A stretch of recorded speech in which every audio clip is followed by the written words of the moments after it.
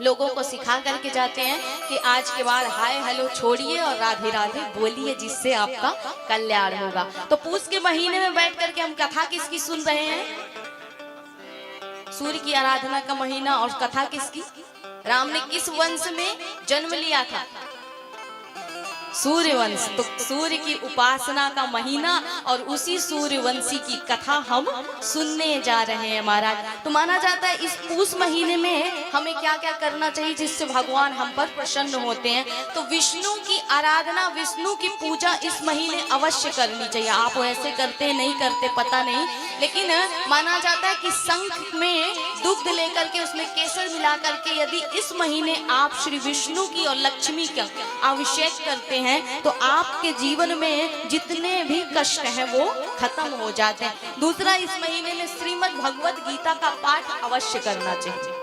ज्यादा नहीं कर सकते हैं, थोड़ा बहुत करिए। वैसे तो माना जाता है कि इस महीने यदि आप चाहें तो भगवत गीता को पूरा पढ़ लेना चाहिए और उसको अपने जीवन में थोड़ा बहुत उतार लेना चाहिए, जिससे जीव का कल्याण हो जाए। और कहते हैं तीसरी बात कि इस महीने में प्रवचन, सत्संग और भगवान की निरंतर कथाएं अवश्य सुनते रहना चाहिए। तो अभी आपके बगल में ही कथा हुई थी, यही राम की गाथा।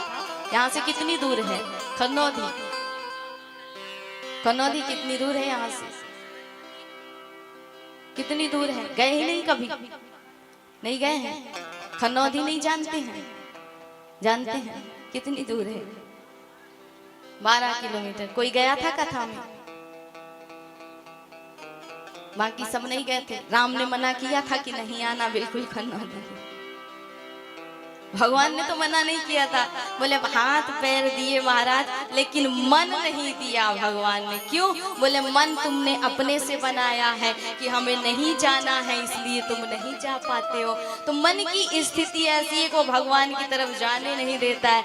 इसलिए इस मन को बार बार मोड़ने के लिए ये कथा सुना जाता है, हरि को इसमें बिठाने के लिए। तो कहते हैं कि भगवान का प्रवचन, भगवान की कथा, भगवान का चरित्र चित्रण जहाँ पर भी किया जाए, समय निकाल करके अवश्य जाना चाहिए। और ये महीना ऐसा है कि इस महीने में जो भी कथा निरंतर जहां भी गाई जा रही हो आपके आसपास क्षेत्रों में, वहां जाकर के इस महीने में थोड़ा बहुत भी यदि आप सत्संग सुन लेते हैं तो कहा जाता है ना कि तपस्या के 1000 वर्ष और सत्संग का एक क्षण भी आपके जीवन को तार देता है। तो 1000 वर्ष, लाखों वर्ष की तपस्या करने से अच्छा है कि एक क्षण का सत्संग सुन करके जीव जन्म जन्म के पापों से मुक्त हो जाता है। और माना जाता है कि इस महीने में दान पुण्य करना भी बहुत ही लाभदायक होता है। इसलिए अपने जीवन में इन चीजों को उतारिए। और पौष के महीने में बैठ करके हम ये रामचरितमानस की गाथा को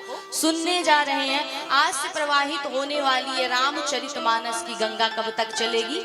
1 जनवरी तक महाराज, अर्थात अंग्रेजी 9 वर्ष तक चलेगी। तो वहीं पर भगवान कहते हैं अंग्रेजी 9 वर्ष आएगा। देखिए सोने पे सुहागा वाली बात कि अंग्रेजी 9 वर्ष में लोग नया साल मनाएंगे और हमारे राम का राज्याभिषेक होगा। किसी ने नहीं सोचा, लेकिन भगवान ने अपने आप अपनी व्यवस्था सोच ली महाराज। किसी के सोचने पे नहीं चला, भगवान की चल गई। तो यही मानस की कथा। कहते हैं रामचरितमानस क्या है? तो राम के कर्मों की झील ही है राम की गाथा, रामचरितमानस की कथा। जहां राम के कर्मों का वर्णन किया गया हो वही है रामचरितमानस की कथा। इसलिए कहा जाता है ना अक्सर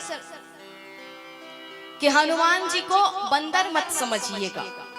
हनुमान जी कोई बानर नहीं है, गंगा कोई नदी नहीं है, उसी प्रकार ये मानस कोई साधारण पुस्तक या ग्रंथ नहीं है महाराज।